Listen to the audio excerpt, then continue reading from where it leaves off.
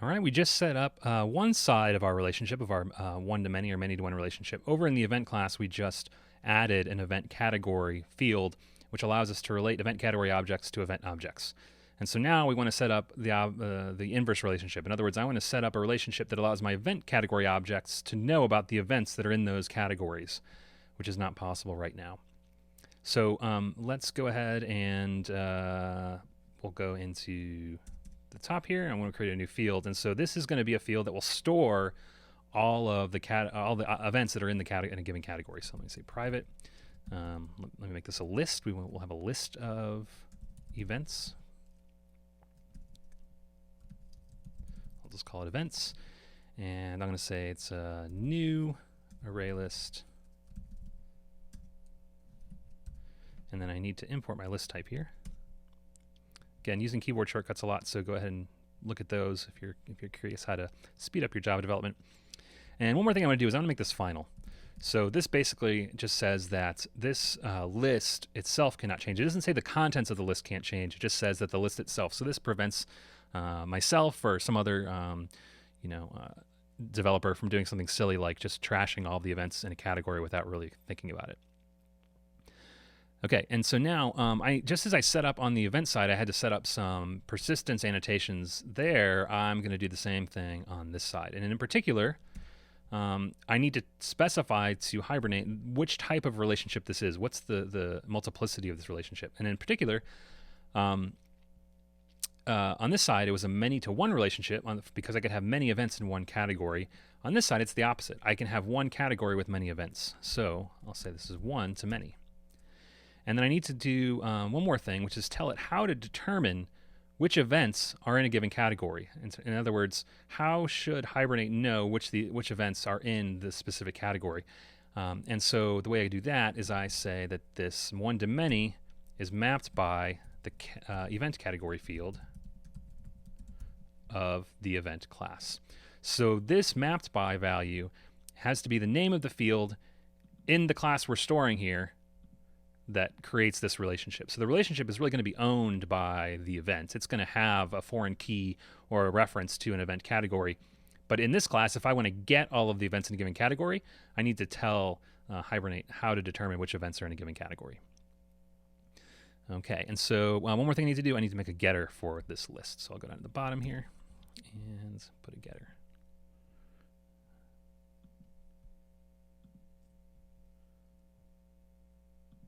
All right. There's no setter because this is final. It can't change. I also don't need to modify my constructor because, because I'm creating this thing in the fields declaration. Great. Okay, so now this will work. However, I'm not using this anywhere. So I could try to test my application. I wouldn't really have a way to test it though because I'm not using this new field anywhere. So let's go ahead and refactor our controller and views to use this new field. In particular, what I want to do, let me just show you what I want to do. Let's go to, I still have this, my application isn't running now, but I still have this open from the last time I ran it.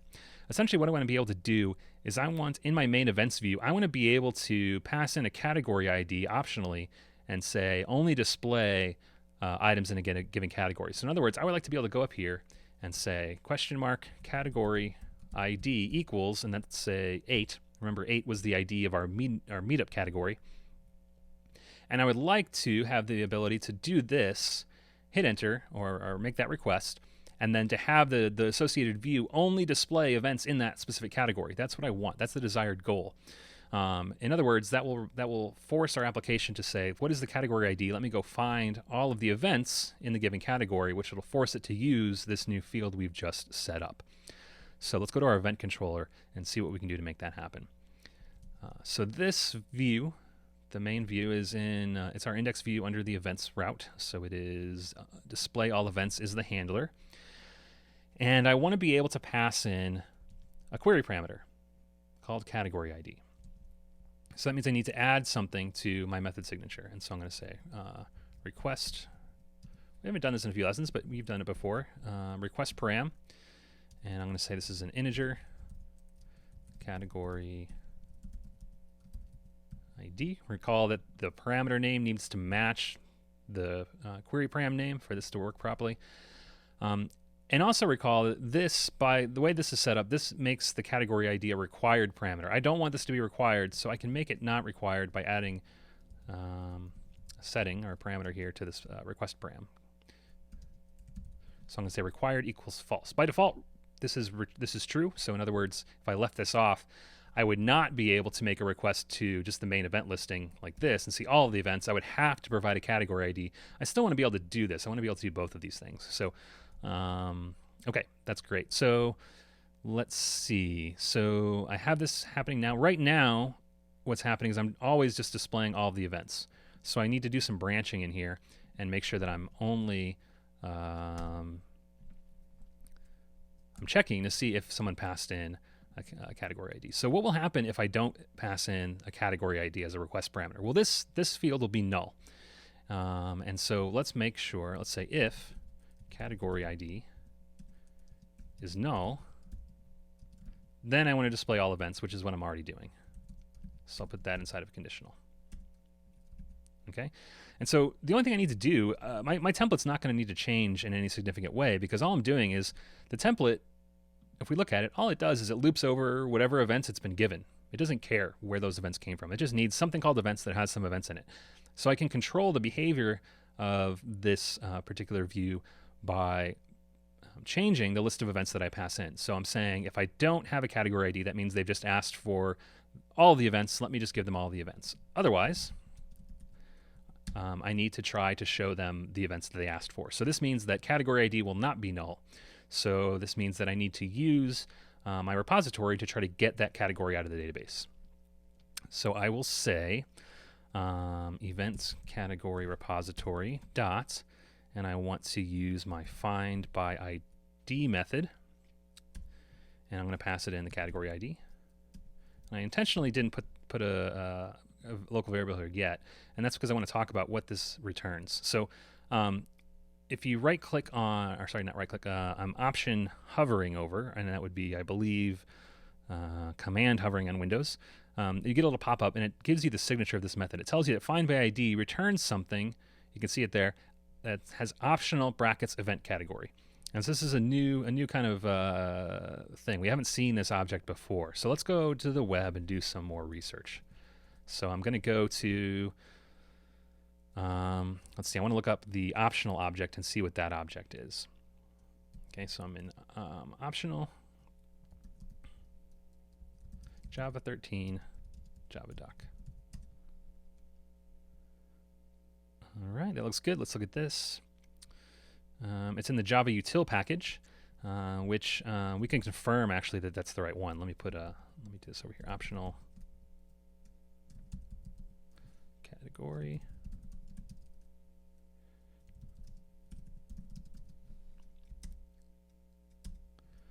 Okay, so now I'm just making the local variable that is of this type. That way I can hover over the type and see it indeed is from the Java util package. Okay, great. So this is the right Java doc, or the right documentation. Let's go down and look at the methods. And actually, the description actually is going to be really helpful here too. So let's just read this. A container object which may or may not contain a non-null value. If a value is present, returns true. If it's not present, then the object is considered empty. Okay, so this is kind of telling us a little bit about the purpose of this. So our event category repository is not, this find by ID method is not going to return an event category itself, because there might not be one with that given ID. Okay, so this is just a way for Java to return something when it didn't find a result in the database. So this optional object is going to contain an event category if there was one in the database with the given ID. Otherwise, it's going to be empty. And so we need to use the methods that we'll investigate in a second to somehow determine whether or not this optional object is empty. So if we go down below, there is a method right here called empty, but the description says it actually returns an empty optional instance. It's not actually checking. So let's go down a little bit farther. We have some is methods here. Remember, is methods are Boolean methods, which is great. That's kind of what we want. We want to know whether or not an object, the optional object, has something inside of it.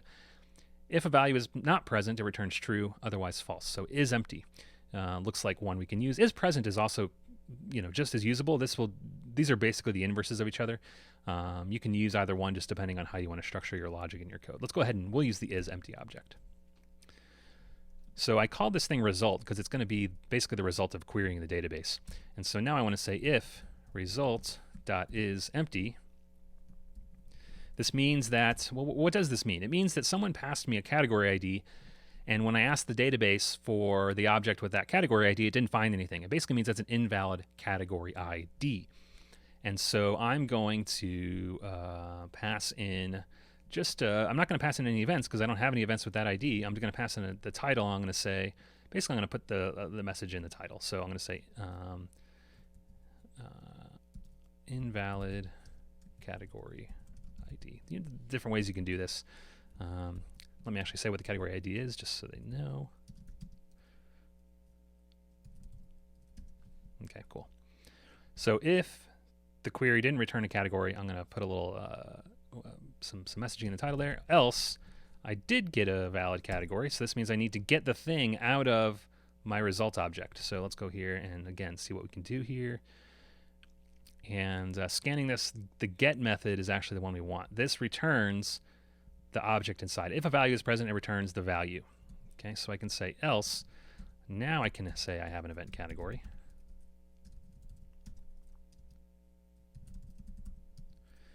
Equals result.get. So this is going to get the result of this query. There should only be one because the IDs are unique. Okay, and now what I want to do is I want to say model.addAttribute. Let's add a title that's kind of custom to this view. We want to say, instead of saying like all events or anything else we've said, we want to say events in category. Let me put a colon, and then I'll put the category name. Okay, so that'll change the, and actually it's, is that category dot, I need the getter.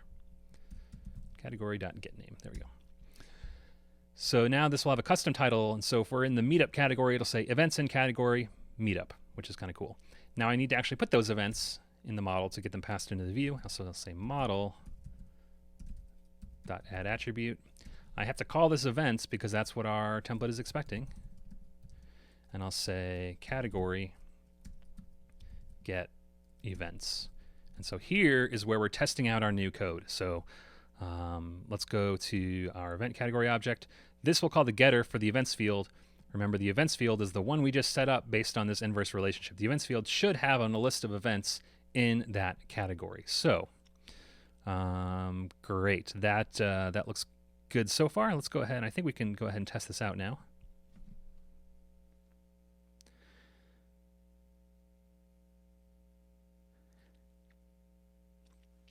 And we'll do two things. We'll go ahead and run our test, and then we'll take a look at the database and see if there were any changes to the database as a result of setting up this new relationship.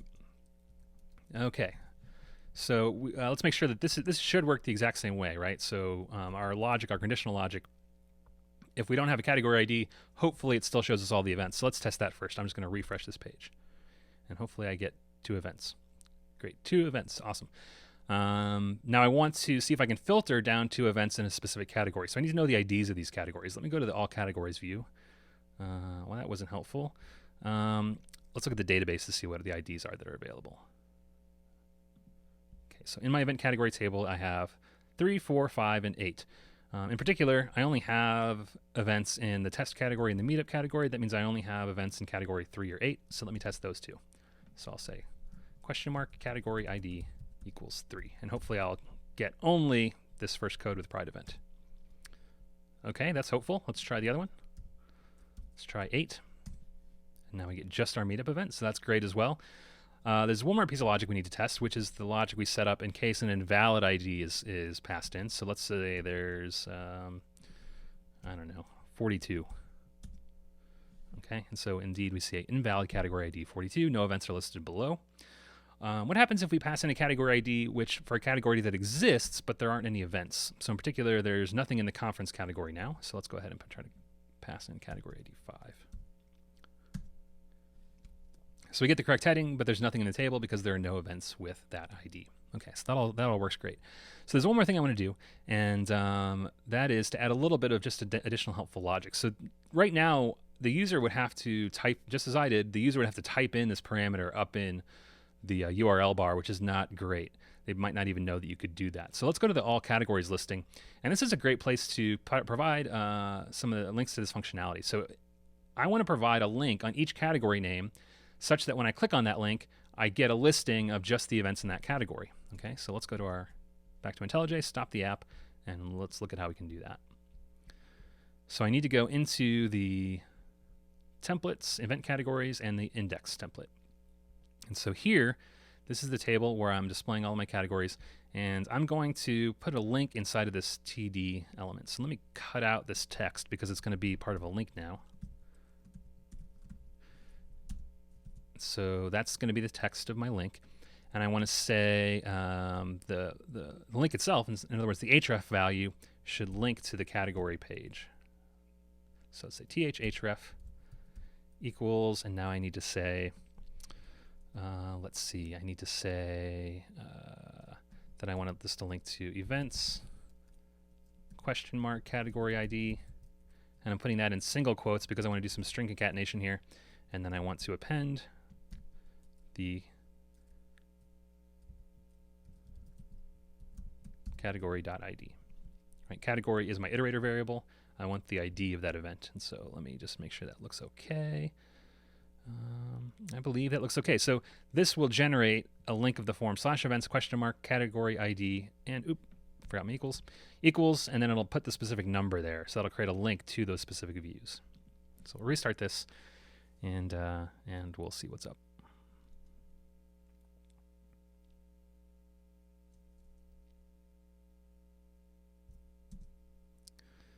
Okay, there we go. So we're already on the right page, so I'll just refresh. I have links now. Notice the color changed, and I do have links. When I hover, it tells me where they're going. Look at the bottom left there. Hovering over test says that that's going to take me to events question mark category ID equals 3. Let's click on that. And there we go. These are the views we just created a moment ago. If I go back and try out, say, another one, we know there's something in the meetup category. That works great too. So yeah, this is cool. This is pretty interactive. This is a pretty solid functioning application at this point. One thing I wanted to do is show you what happens in the database after we set up this relationship. So we just set up the inverse relationship where each category knows about the events inside of it. Let's see what that did to the database. So I'm on the event category table, and I just refreshed. Make sure you refresh so you're getting the latest stuff. Notice that there's no new columns there. So there's no new information on this table about the events in that category. If I go back to the event table and refresh that, I also see nothing changed there as well. So when we added the relationship from events to event categories, we got this new foreign key column, okay? And that was useful. That was how these two things were related to each other. When I want to create the inverse relationship from event categories to events, I don't need to add any new information necessarily. I don't need to add a new sort of, any sort of like foreign key column or new column here, because the database already knows about how these things are related. So in particular, this relationship has to be set up once, but once it's set up once, Hibernate will figure out how to make both sides of the relationship work. And so simply by mapping our events field back to referencing the event category field of the events, that's how Hibernate's able to figure out which things are related to each other. In the database itself, the event categories don't know anything about the events because they don't have any additional information in the form of a foreign key column. All right, so that's how the inverse one-to-many relationships work.